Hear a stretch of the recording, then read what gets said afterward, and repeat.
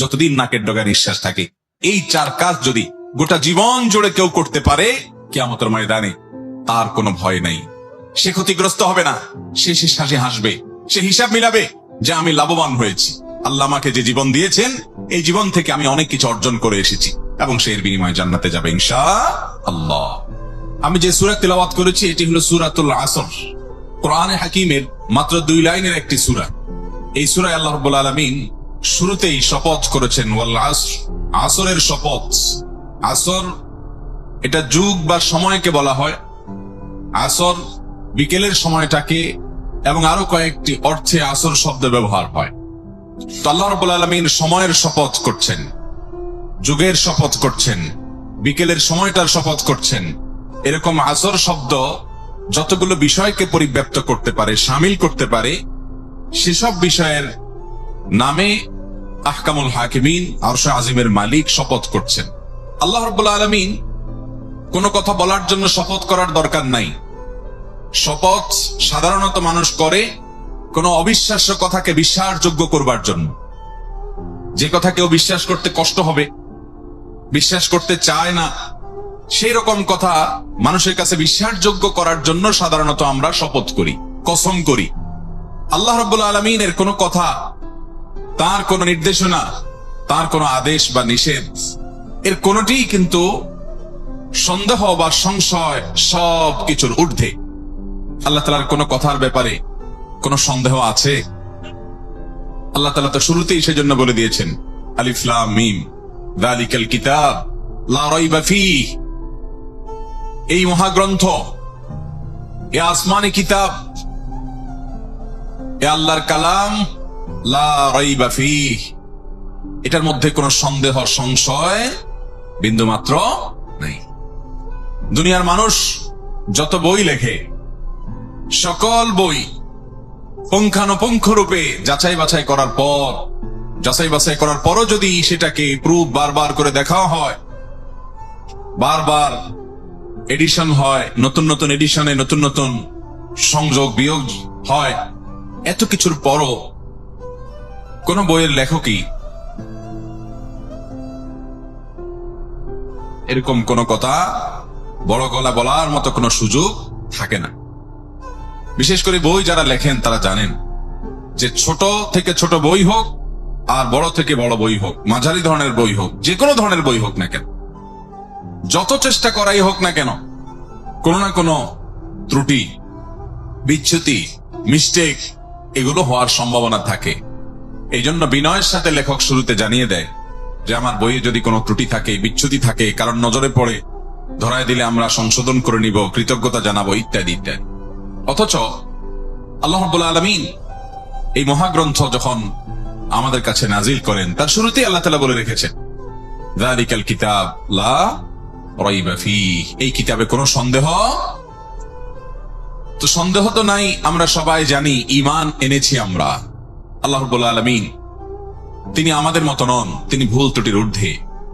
তাহলে সে আল্লাহ আবার কোনো কথা বলতে হলে শপথ কেন করতে হয়, কসম কেন করতে হয়? তার কথা তো বিশ্বাসযোগ্য শুধু না, তার কথা তো মহাসত্য। এই মহাসত্যকে আবার প্রমাণিত করবার জন্য সেখানে নতুন করে শপথ করে করে কেন বলতে হয়? বা এই লাইটটা বন্ধ করে, যে মোবাইলের লাইট, হ্যাঁ এটা বন্ধ করে, চোখে লাগতেছে। নতুন করে কেন শপথ করতে হয়? আল্লাহ রাব্বুল আলামিন কোরআনে কারীমের বিভিন্ন জায়গায় তার বিভিন্ন সৃষ্টির নামে শপথ করেছেন। কখনো কখনো তিনি নিজের সত্তার শপথ করেছেন, কখনো কখনো তিনি আমাদের নবীজি সাল্লাল্লাহু আলাইহি সাল্লামের জীবনের শপথ করেছেন। এই শপথগুলো মূলত আল্লাহ রাব্বুল আলামিন এই জন্য করেন যেন বান্দা বুঝতে পারে যে শপথ করার পরের যে কথাগুলো, সেগুলো এত গুরুত্বপূর্ণ, দুনিয়ার কোন মানুষ, কোন সৃষ্টি এই কথাগুলো বললে শপথ করে বলতে হতো। এটি এত গুরুত্বপূর্ণ এবং এটি এত বেশি বিশ্বাসযোগ্য যে এটাকে অন্য কোন সাধারণ মানুষ যদি বলতো তো শপথ করা লাগতো। আল্লাহ তাআলা শপথ করে শুধুমাত্র আমাদেরকে একটা বার্তা দেন যে এটা সাধারণ কোনো বিষয় নয়, স্পেশাল বিশেষ বিষয়, যে আল্লাহ স্বয়ং বলছেন, তারপরও শপথ করে বলছেন যাতে আমাদের বিশেষ অ্যাটেনশন এবং মনোযোগ সেদিকে চায়। সেই সাথে আমরা জানি নবী করিম সাল্লাল্লাহু আলাইহি ওয়াসাল্লাম বলেছেন, মান আরাদ আন ইয়াহলিফা ফালইয়াহলিফ বিল্লাহি আও লিয়াসমুত। যদি কেউ শপথ করতে চায় সে যেন আল্লাহর নামে শপথ করে, আল্লাহ ছাড়া আর কারোর নামে শপথ করা যাবে। যদি কারোর শপথ করার দরকার হয়, কসম খাওয়ার দরকার হয়, সে আল্লাহর নামে কসম খাবে অথবা চুপ থাকবে, প্রয়োজনে অন্য কারোর নামে শপথ করা যাবে। আল্লাহ রাব্বুল আলামিন এর নামে শুধু শপথ করা যায়, সেখানে অন্য কারোর নামে যদি আপনি শপথ করেন, কেমন যেন তাকে আপনি আল্লাহর জায়গায়, আল্লাহর স্থানে আপনি বসালেন। এই জন্য এটা ছোট শিরকের অন্তর্ভুক্ত হয় যদি আল্লাহ ছাড়া কারোর নামে শপথ হয়। অথচ আমাদের দেশে আল্লাহ ছাড়া অন্য আরো অনেক কিছুর নামে শপথ মানুষ করে কি করে না। অনেকে দেখবেন বাপের নামে শপথ করে, অনেকে মায়ের কিরা করে, অনেকে ছেলে মেয়ের মাথা ছুঁয়ে শপথ করে, অনেকে ক্যাশ বাক্স ছুঁয়ে শপথ করে, নিজের মাথা ছুঁয়ে শপথ করে। যারা মোটর শ্রমিক তাদেরকে দেখা যায় গাড়ির স্টিয়ারিং হুইল এটা ছুঁয়ে শপথ করে। এরকম নানান বিষয়ের নামে শপথ করার প্রবণতা, প্রচলন আমাদের দেশে আছে না নাই? নবী করিম সাল্লাল্লাহু আলাইহি ওয়াসাল্লামের যে হাদিস আমরা উল্লেখ করলাম, এর আলোকে বোঝা গেল যে এগুলো একটাও জায়েজ কাজ না, এগুলো নাজায়েজ কাজ, গুনাহের কথা, শিরকে আসগর হয় এর ফলে। শপথ একমাত্র হবে আল্লাহর নামে, আল্লাহর শপথ, রহমানের শপথ, রহিমের শপথ, আল্লাহর কসম, এছাড়ার কারোর নামে কসম বা শপথ হতে পারে না। যদি কেউ করে তাহলে সে গুনাহগার হবে। এখন প্রশ্ন হলো, তাহলে আল্লাহ তাআলা কেন বিভিন্ন ব্যক্তির নামে, বস্তুর নামে শপথ করেছেন? যেমন আমরা সূরা আসর তেলাওয়াত করেছি, এখানে আল্লাহ তাআলা আসরের শপথ করেছেন। আসরের অর্থ যদি আমরা যুগ বা সময়, এই অর্থটাও নেই, এর অনেক অর্থ আছে, এর মধ্যে এই অর্থটাও যদি নেওয়া হয়, এবং অনেক মুফাসসিরগণ বলেছেন এখানে আল্লাহ তাআলা সময়ের শপথ করেছেন, যুগের শপথ করেছেন, তাহলে সেক্ষেত্রে যুগ এটা তো আল্লাহর একটা সৃষ্টি, আল্লাহ এই সৃষ্টির নামে কেন শপথ করবেন? এর উত্তর হলো যে কোরআনে হাকিমে আল্লাহ তাআলা তার বড় বড় সৃষ্টি যেগুলোর নামে শপথ করেছেন সেগুলো যে অনেক গুরুত্বপূর্ণ সেটি ইঙ্গিত করাও একটা উদ্দেশ্য, যে আল্লাহর এই সৃষ্টির নামে আল্লাহ শপথ করেছেন, তার মানে এই সৃষ্টিটা অত্যন্ত গুরুত্বপূর্ণ।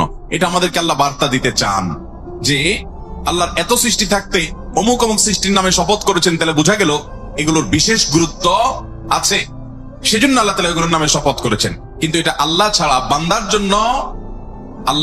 বান্দার জন্য জায়েজ নাই যে সে আল্লাহ ছাড়া গায়রুল্লাহর নামে শপথ করবে। এজন্য এটা শুধুমাত্র আল্লাহর জন্য খাস, স্পেশাল, মানুষ এটা করতে পারবে না। তো এই সূরার শুরুতে আল্লাহ তাআলা শপথ করছেন যুগের, শপথ করছেন সময়ের। বোঝা গেল এই সময় অনেক গুরুত্বপূর্ণ সৃষ্টি আল্লাহর, এর মূল্য আল্লাহ তাআলার কাছে অনেক বেশি। যদিও আমাদের কাছে আজকাল সময়ের তেমন কোনো মূল্য। মুহতারাম হাজিরিন, আমাদের গোটা জীবন, সারা জীবনকে যদি আমরা এক শব্দে ব্যাখ্যা করি যে জীবনের অপর নাম কি, তাহলে বলা যেতে পারে সময়। গোটা জীবন 50, 60, 70, 80 বছরের যে জীবন আমরা পাই, এই পুরো জীবনটা মিলায় কি সময়। এই জন্য যে সময়ের গুরুত্ব দেয় সে জীবনের গুরুত্ব দেয়, যে সময় নষ্ট করে সে জীবন নষ্ট করে। আজ চতুর্দিকে দেখবেন আমাদের হাতে এত সময় যে আমরা এগুলো নষ্ট করবার জন্য নানান আয়োজন, নানান উপলক্ষ আমরা খুঁজে বেড়াই। আমাদের তরুণ, আমাদের যুবক ভাইদেরকে দেখা যায় যে তাদের মূল্যবান সময়গুলোকে তারা টেলিভিশনের পর্দার সামনে, দোকানের মোড়ে মোড়ে, বন্ধু বান্ধব একত্র হয়ে, কলেজে, ইউনিভার্সিটিতে, স্কুলে, কলেজে, রাস্তায় ঘাটে, যেখানে সেখানে চায়ের আড্ডায়, কখনো খেলা দেখার নামে, কখনো নানান উন্মাদনার নামে তাদের জীবনের মূল্যবান সময়গুলো নষ্ট করছে। এই সময় যে নষ্ট করবার জিনিস নয়, এই সময়ের বিনিময়ে একজন মানুষ নিজের জীবনকে দামি করতে পারে। সময়কে সঠিক কাজে ব্যবহার করার মাধ্যমে তার দুনিয়া যেমন দামি হবে, অনন্ত অসীমকালের জান্নাত তার হবে। এই জন্য আল্লাহ তাআলা সময়ের মূল্য যেন আমরা দিতে জানি, সময়কে যেন অপচয় না করি, অপব্যয় না করি, নষ্ট না করি, সেজন্য আল্লাহ সময় এবং যুগের শপথ করে আমাদেরকে গুরুত্বপূর্ণ একটা বার্তা দিতে চান। ওয়াল আসর, সময়ের শপথ, যুগের শপথ। আহকামুল হাকিমিন, আসমান জমিনের মালিক করছেন। তার মানে সময়ের শপথ করে তোমাদেরকে বোঝানো হচ্ছে যে সময় সবচেয়ে দামি জিনিস, এটার অপচয় বা নষ্ট করা যাবে। এই শপথ করে আল্লাহ বলছেন ইন্নাল ইনসানা লাফি খুসর, নিশ্চয়ই সকল মানুষ ক্ষতির মধ্যে আছে, সবাই লুজার। তার পুরো জীবনকে ইনভেস্ট করে যত যা অর্জন করবে, কিয়ামতের ময়দানে সে ক্ষতিগ্রস্ত এবং ফেলিয়র মানুষদের কাতারে সে দাঁড়াবে, ব্যর্থ হিসাবে সে কিয়ামতের ময়দানে উঠবে। শুধুমাত্র ওই মানুষ ছাড়া যার মধ্যে 4টি গুণ আছে। কয়টা গুণ আছে? 4টা গুণ আছে। এই 4টা গুণ যার মধ্যে আছে, ওই মানুষ ছাড়া আর পৃথিবীর যত মানুষ আছে, সে হয়তো পৃথিবীতে অনেক পড়াশোনা করে অনেক ডিগ্রি এবং সার্টিফিকেট অর্জন করেছে, সে হয়তো পৃথিবীতে ব্যবসা বাণিজ্য করে বহু টাকা পয়সার মালিক হয়েছে, সে হয়তো অনেক পরিশ্রম করে বড় বড় পদ পদবি বাগিয়েছে, সে হয়তো সমাজের প্রভাবশালী ব্যক্তিত্বে পরিণত হয়েছে, সে হয়তো সমাজে অনেক কিছু করেছে, যেগুলো দেখে দুনিয়ার মানুষ তাকে সফল মানুষ বলে, দুনিয়ার মানুষ তাকে সাকসেস মানুষ বলে, দুনিয়ার মানুষ বলে সে দুনিয়ার জীবনটাতে অনেক কিছু অর্জন করছে। আল্লাহ রাব্বুল আলামিন বলছেন, কিয়ামতের ময়দানে যখন আল্লাহর সামনে দাঁড়াবে, ইন্নাল ইনসানা লাফি খুসর, প্রত্যেকটা মানুষ ক্ষতিগ্রস্ত। যাই অর্জন করেছে সে সেদিন বুঝতে পারবে এগুলা সবই বেহুদা, অযথা, এগুলোর কোনোটি আমার কাজে আসছে না। আমার পুরো জীবন 60, 70, 80 যেই পরিমাণ হায়াত পেয়েছি, পুরো জীবনটাই ব্যর্থতায় পর্যবসিত হয়েছে, কোনো কাজে আসে নাই, সব শেষ হয়ে গেছে। প্রত্যেকটা মানুষ সেদিন সে ফিল করবে, অনুভব করবে। তবে ইল্লাল্লাযীনা আমানু, তবে ওই ব্যক্তি সেদিন আফসোস করতে হবে না, লজ্জিত হতে হবে না, সে ক্ষতির মুখোমুখি হবে না, তার জীবন সাধনাটা ব্যর্থ হবে না। যে ব্যক্তির মধ্যে 4টি গুণ আছে। 1, আল্লাযীনা আমানু, যাদের মধ্যে ঈমান আছে, আল্লাহর প্রতি কি আছে? ঈমান আছে। ঈমানটা যদি বিশুদ্ধ থাকে, তাওহীদটা যদি মজবুত থাকে, শিরক মুক্ত ঈমান যদি কেউ আনতে পারে, ওয়া আমিলুস সলিহাত। নাম্বার 2, ঈমানের পাশাপাশি নেক আমল করে, ভালো কাজগুলো দেখে দেখে করে, মন্দ কাজ থেকে বেঁচে থাকে। ঈমান এবং আমলে সালেহ, ঈমান এবং ভালো কাজ, এই দুইটা একসঙ্গে সে করতে থাকে। ওয়া তাওয়াসাউ বিল হক। 3 নম্বর বৈশিষ্ট্য হলো সে মানুষকে সত্য কথা, ভালো কথা এটার উপদেশ দেয়। শুধুমাত্র নিজে ঈমান আনে আর নেক আমল করে তা নয়, মানুষকে ভালো কাজের কথা বলে যেন সবাই ভালোর দিকে আসে, খারাপের কথা কাউকে বলে না, খারাপ দিকে কাউকে আসতে বলে না, দাওয়াতের কাজ করে, ইসলামের কথা বলে, আল্লাহর দিকে আহ্বান করে, সুন্নাহর দিকে আহ্বান করে, ইসলামের সমস্ত সুমহান বিষয়ের দিকে দাওয়াতের কাজ করে, মানুষকে আল্লাহর পথে দাওয়াতের ভূমিকায় সে অবতীর্ণ হয়। এই যোগ্যতা তার আছে। ওয়া তাওয়াসাউ বিস সবর। আর 4 নম্বর কাজ হলো ঈমান আনলে, নেক আমল করলে, আল্লাহর দিকে মানুষকে আহ্বান করলে, ওয়াজ ও নসিহত করলে, ইসলামের কথা বললে, কোরআন হাদিসের দিকে আহ্বান করলে, শুধুমাত্র গোলাপ আমাদের পথে বিছিয়ে রাখা হবে তা নয়, অনেক সময় কাঁটাও আসবে। সেই কাঁটাগুলো যখন আসবে তখন সে সবর করবে, ধৈর্য ধারণ। যুগে যুগে যত নবী এসেছেন, যত রাসূল এসেছেন, তারা মানুষকে আল্লাহর পথে আহ্বান করেছেন। তারা ফুলের তোড়া সব সময় পান নাই, বরং অনেক সময় ফুলের চাইতে কাঁটা বেশি পেয়েছে, বাধা বেশি পেয়েছেন, কিন্তু তারা বিচলিত হন নাই। আপনি যখনই কোনো মানুষকে হারাম থেকে বাঁচতে বলবেন, সে হয়তো মন খারাপ করবে। আপনি যখন ভালো কাজের কথা বলবেন, তার হয়তো শুনতে ভালো লাগবে না, অনেকে শত্রু হয়ে যাবে, অনেকে শত্রুতা শুরু করবে, অনেক ক্ষতি করার চেষ্টা করবে।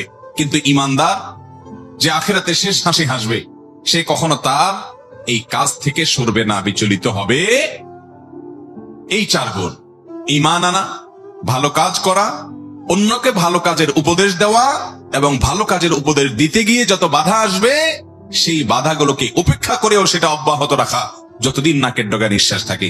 এই 4 কাজ যদি গোটা জীবন জুড়ে কেউ করতে পারে, কিয়ামতের ময়দানে তার কোনো ভয় নাই, সে ক্ষতিগ্রস্ত হবে না, সে শেষ হাসি হাসবে, সে হিসাব মিলাবে যে আমি লাভবান হয়েছি, আল্লাহ আমাকে যে জীবন দিয়েছেন এই জীবন থেকে আমি অনেক কিছু অর্জন করে এসেছি, এবং সে এর বিনিময়ে জান্নাতে যাবে ইনশাআল্লাহ।